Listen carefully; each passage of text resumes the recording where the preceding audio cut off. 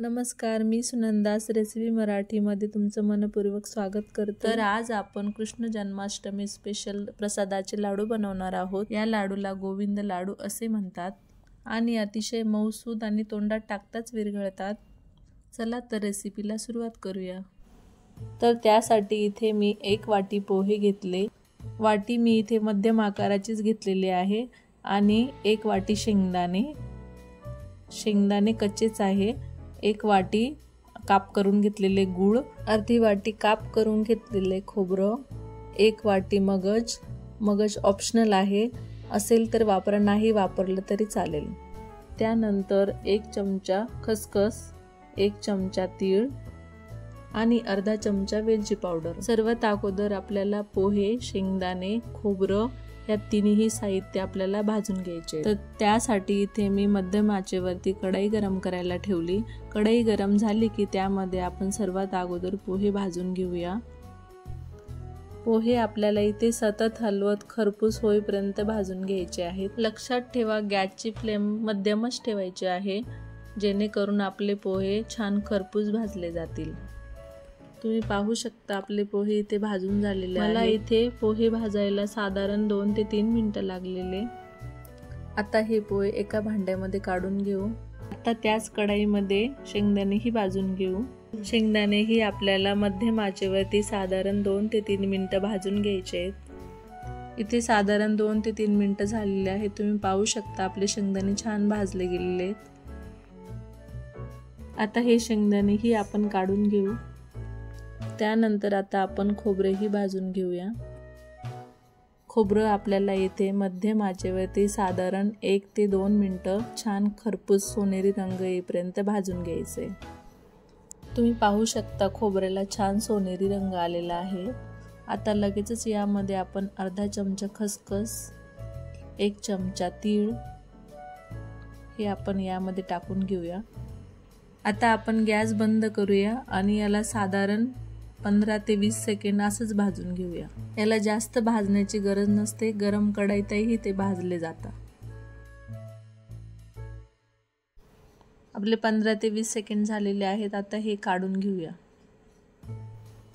भाजल्यानंतर मी याला 10 ते 15 मिनिटं थंड करून घेतलं। आता सर्वात अगोदर आपल्याला पोहे आणि खोबरं मिक्सरच्या भांड्यामध्ये काढून बारीक करून घ्यायचे। आपल्याला पूर्णपणे बारीक पावडर करून घ्यायचे आहे, जाडसर नकोय, कारण जेवढी पावडर बारीक असेल तेवढे लाडू छान बांधले जातील। तुम्ही पाहू शकता छान बारीक पावडर झालेली आहे। आता आपण एका बाउलमध्ये काढून घेऊया।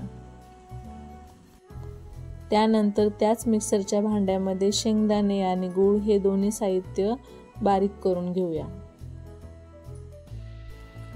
बारीक करून झाल्यानंतर ज्या भांड्यामध्ये आपण पहिलं मिश्रण काढलं होतं त्याच भांड्यामध्ये आपण हे मिश्रण काढून घेऊया। आता हे सर्व जिन्नस आपण व्यवस्थित एकजीव करून घेऊया। मिश्रण मिक्स केल्यानंतर त्यामध्ये आपण अर्धा चमचा वेलची पावडर टाकून घेऊया। परत याला एकदा मिक्स करून घेऊ। वेलची पावडर टाकल्यामुळे आपल्या लाडूला छान स्वाद येतो आणि ते खाण्यासाठीही खूप छान चविष्ट लागतात। त्यानंतर यामध्ये 1 चमचा साजूक तूप घालूयात। साजूक तूप टाकल्यामुळे आपल्या लाडूला छान मऊसूदपणा येतो।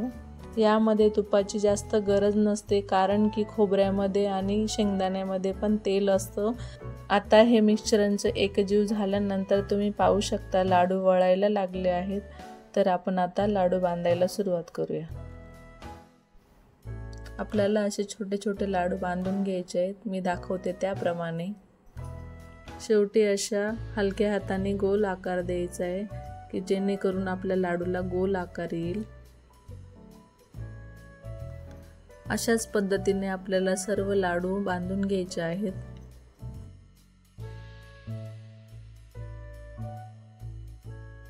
आपले इथे सर्व लाडू बांधून तयार झाले। मी इथे लाडू सुंदर दिसण्यासाठी मगज आणि खसखस लावलेली आहे। तुम्ही पाहू शकता आपले लाडू किती सुंदर दिसत आहेत। माझे इथे प्रसादासाठी 7 लाडू तयार झाले। जर तुम्हाला वाटत असेल तर छोटे आकाराचे तुम्ही 11 लाडू बनवू शकता। मी इथे तुम्हाला एक लाडू तोडून पण दाखवते।